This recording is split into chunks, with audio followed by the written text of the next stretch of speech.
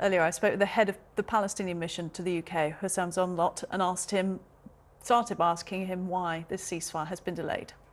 It seems there was a discussion about the list of hostages to be released from both sides, but we have received the hopeful news that a ceasefire has been agreed starting from 7 a.m. tomorrow. And this is a glimpse of hope, and we very much want that to hold, and working towards that to hold. Gaza has seen unprecedented levels of suffering, and this is about time that we end this carnage. You welcome the news, obviously. What about the 150 Palestinian prisoners that are being exchanged for the 50 Israeli hostages? What can you tell us about them? I'm glad you're mentioning them. Maybe you are the first to mention them. Everybody in the international arena, in the West, the media is focusing on the 50 Israeli hostages to be released, as they should focus on them, but they are ignoring that the 150 who are to be released are mostly children and have been in Israeli detention before the 7th of October and have been rounded, and I'm talking about hundreds of them. Some of them will be released, children. They've been arrested, rounded, in the West Bank, where Hamas has no control, without trial, without charge, without access to lawyers, and without access to their own parents. So those are hostages, and we are absolutely relieved to see our children back to their families, and we hope the rest of our children are going to be released, and it should be unconditional. It's a disgrace that these children have been kept in Israeli prisons for all this long. What type of age range are we talking about here when we say 14 children? to 17. Okay. And you know international law. Yeah. You know the common sense. Yeah. These guys, these children should never be arrested in the first place. They have different treatment. And they have completely different judicial process. It's unbelievable how Israel has ransacked everything we are familiar with. I'll deal with the sort of news of the day, and then I want to talk a bit more about the future for, Palestine and for Israel. But the news of the day, another point, is that the director of the Al-Shifa hospital was arrested by IDF forces for questioning. It's been detained by Israeli authorities. They, of course, allege that Hamas was operating within the hospital. The director, they presumably assume, knew what was going on. They're undertaking that questioning. What does that mean to you?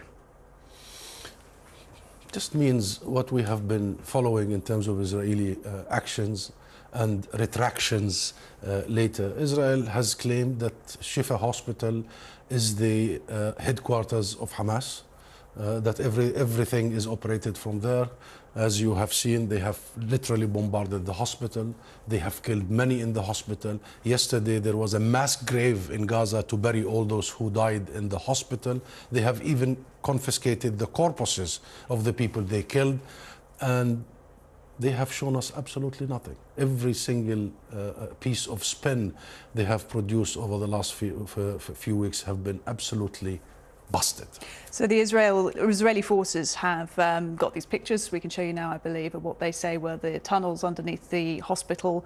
Various interviewees have talked about the tunnel infrastructure being under there. This is, of course, an Israeli authority side.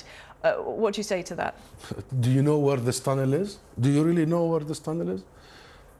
Have you seen them when they first showed us that there was a bag and there was a machine gun somewhere in the entire hospital? I mean, this farce has gone on for a long, long time. And the Palestinian side has been saying all along, we need international legitimate third party to come and investigate. Come and investigate. Nobody should believe the killers. The killers will never, ever produce evidence against themselves. Now, that is a claim that's also been levied at the side of Hamas as well. And we've had this, I was talking to Ahmed Al-Nouk from We Are Not Numbers, a Palestinian NGO, a few weeks ago, about this very issue, the information coming from both sides. Both sides are telling other people in the world, people like us, don't believe what Israel is saying, don't believe what Hamas is saying as well.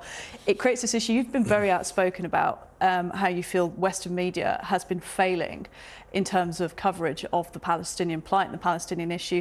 What are the main concerns there? Why do you think it happens? Big concerns, Rosanna. And, I don't want to talk about the horrors that happened in Gaza and all over Palestine, by the way. This is not just Gaza. As we speak, the West Bank is being targeted. The illegal settlers are forming militias. They are being handed machine guns by the terrorist by the name of Ben Gvir, and by the way, I'm not giving him a charge or accusing him. It was an Israeli court that convicted him of terrorism. Now he is the Minister of National Security. The result of him handing machine guns is that we have a rampage now in the West Bank. Let's not touch that. You know the numbers. You know how many innocent people have been killed. The West Bank's You know that violence. 70% of them in Gaza are women and children. It's all there to be seen. And you also know that this follows the blueprint of ethnic cleansing and genocide, simply because why would Israel be bombarding hospitals using all the excuses? And it wasn't just a Shifa hospital, all hospitals. Why would they be destroying schools and bombarding schools? Why bakeries? Why to cut food, electricity, fuel? Why to devastate the entire infrastructure of Gaza? Why? Because they want to turn Gaza unlivable. That's the aim. And to push 1.7 million people from the north to the south, that's 3 out of every 4 people in Gaza. So in preparation for that pressure cooker to push people towards Egypt and the Sinai. They've done it in 1948. They are doing it again. And the question is, the real question that we need to be focused on now, the consequences of this. Because number one, I think the post-World War II order has been completely undermined in the last few weeks.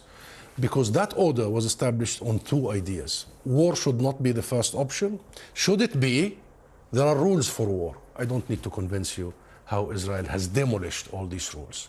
But what is more dangerous is that Israel has managed to normalize the mass murder of children, the mass destruction of hospitals, schools, playgrounds, has normalized starving literally people, have normalized the displacement and ethnic cleansing, have normalized the targeting of churches and mosques and worship places, has normalized something that we have completely ended from our dark history as humanity since the 40s.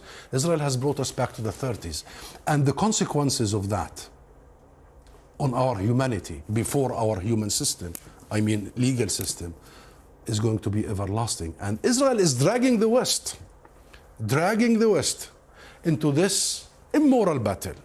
Dr. Zomlot. And dragging the streets, dragging the streets of every country in the West into this situation. I think this is a moment when we really need to know and to think seriously. How do we stop this from happening again? That's the most important thing. We must not wait for the next tragedy.